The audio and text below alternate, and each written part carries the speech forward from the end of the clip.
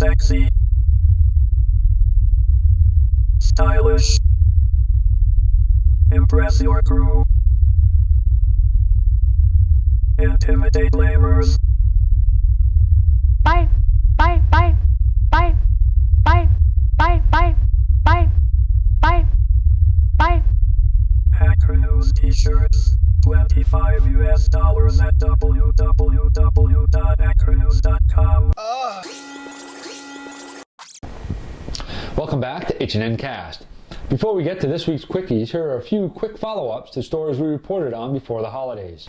2 days before Christmas last month, a massive DDoS attack against UltraDNS caused Amazon, Walmart, Expedia, and other major sites to become unreachable. The attack affected users in Northern California and lasted for about an hour.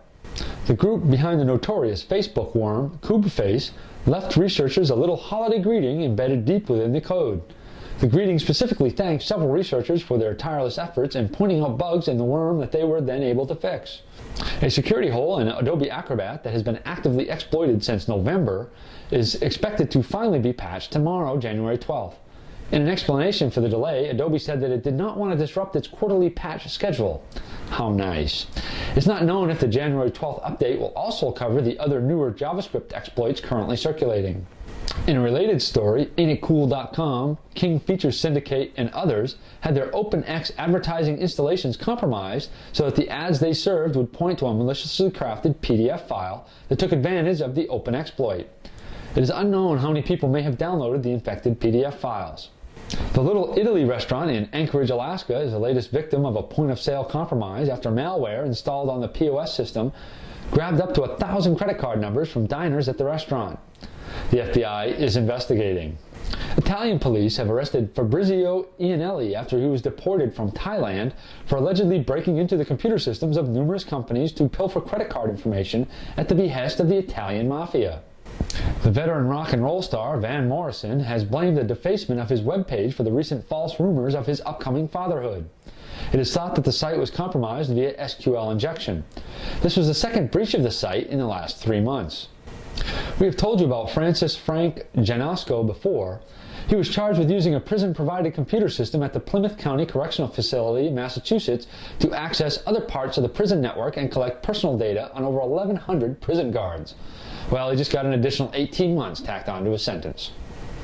About 30,000 customers of British ISP Vispa were forced offline for almost 12 hours by a DDoS attack traced to the Baltic state of Latvia. The website for the president of the country of Iran was recently defaced with a message to God.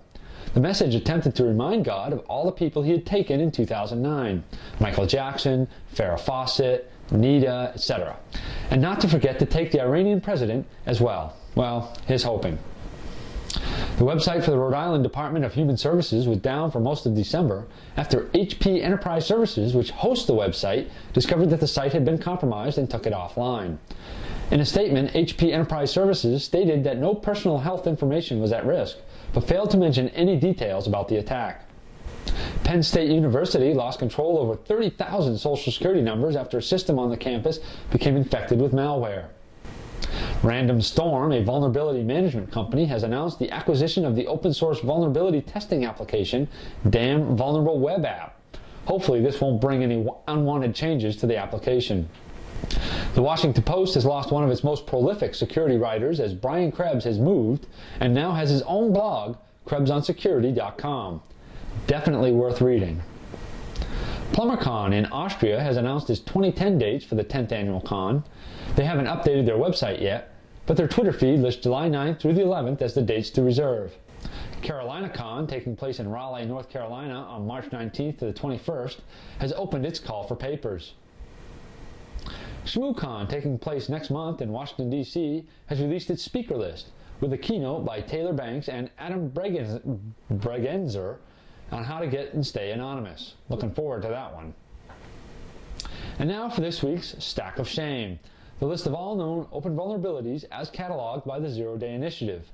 But before we run the list, I want to let you know that HP has made some major changes affecting the list, fixing 5 of their open vulnerabilities, including the bottom dweller of the list that was over 3 years old. Good work, HP. You still have the bottom dweller spot, but with a different vulnerability. But at least it's a little younger. Here's the list.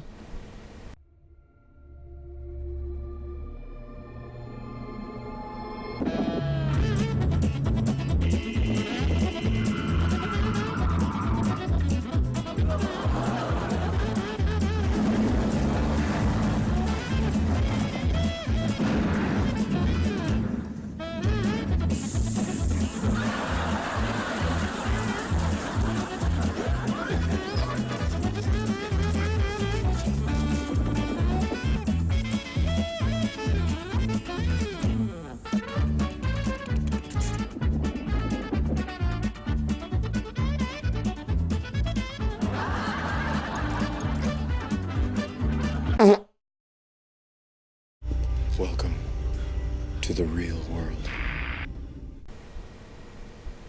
That's it for this week's HNNCast. I've been your host, Space Rogue, and you've been watching the Hacker News Network. Remember, if you have any news you think we should report, send it to news@hackernews.com. You have been watching HNNCast. This is Space Rogue for the Hacker News Network.